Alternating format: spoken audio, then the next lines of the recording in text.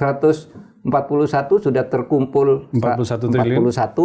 Taruhlah mungkin berdasar fluktuasinya dolar bisa 95 triliun, itu kan gede kalau dikejar gitu ya. Dan itu hutang loh. Nggak bisa lalu udah biarkan. Itu kan hutang kepada negara. Nah, tetapi kemudian Pak Purboyo menganggap itu Purbaya Yudi Sadewa. Kalau di Jawa itu Purbaya. Kalau di Jawa mungkin Purboyo manggilnya. Kalau Jawa Barat, Sunda, Purbaya, Jaka, Joko. Ya, Pak Purbaya katanya, wah ini nanti hanya bikin gaduh.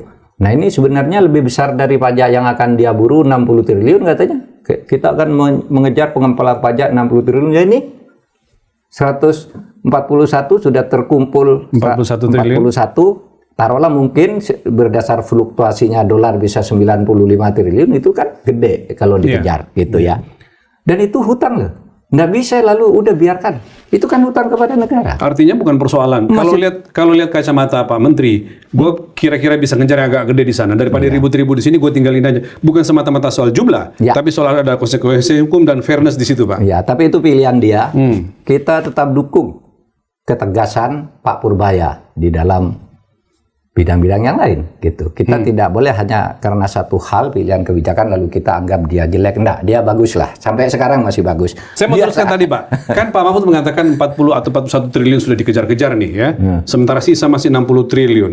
Ini kan orang-orang yang punya itikat sisa baik. Pajak 60 triliun. Sisa 60 ya. Kalau ini 90 sisa banyak. Betul, Pak. Ini artinya ini udah dikejar-kejar, mereka punya niat baik, sementara di sini enggak. Mestinya pemerintah ingin mengejar ini kan. Kalau enggak kan dinikmati oleh mereka yang tidak membayar, yang ngemplang, sementara yang patuh jadi harus membayar. Dan barang jaminan tuh mau diapakan? Kan banyak sertifikat juga di sana. Banyak sertifikat, pengakuan hutang, akta notaris dan sebagainya. Mau dianggap hilang begitu saja. Padahal di BPK masih tercatat sebagai hutang negara. Mungkin Menteri Keuangan perlu nanya ke Direktur Jenderal Kekayaan Negara yang ketika itu sebagai yang ngelit Satgas ini kan, Pak ya. Kita sebenarnya waktu itu sedang mempersiapkan Perpres atau undang-undang, perubahan undang-undang itu, misalnya bahwa yang untuk BLBI itu sudahlah dinego seberapa mau bayarnya gitu. Karena kita orang mau bayar banyak, misalnya ditagih 600 miliar, Pak, saya mampu bayar 450 dan menurut ini beda cara ngitungnya gitu. Tapi kita kan tidak berani waktu itu karena belum ada undang-undangnya.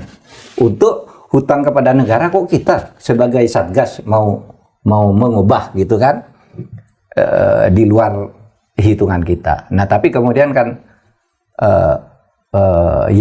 saya waktu itu running di Pilpres, lalu itu nampaknya terus jalan ya, karena sesudah saya pergi itu ada berita-berita tentang penyitaan barang-barang BLBI itu. Bahkan 2 minggu lalu saya ke Padang itu di sana ada laporan itu Pak, kami masih menyelesaikan kasus-kasus BLBI itu, beberapa tanah yang masih di Padang, masih Pak, baru kami rampas ini katanya. Jadi masih banyak masalah, jangan ya kalau mau ditutup silakan Pak.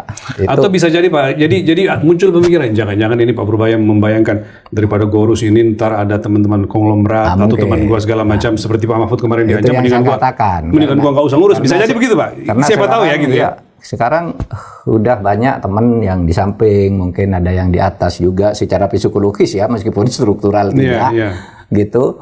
Ya mungkin dia akan membebani dia. Tapi kalau kasus itu ditutup begitu saja, nampaknya akan menjadi masalah karena itu masih tercatat sebagai hutang di BPK dan ada putusan Pansus DPR.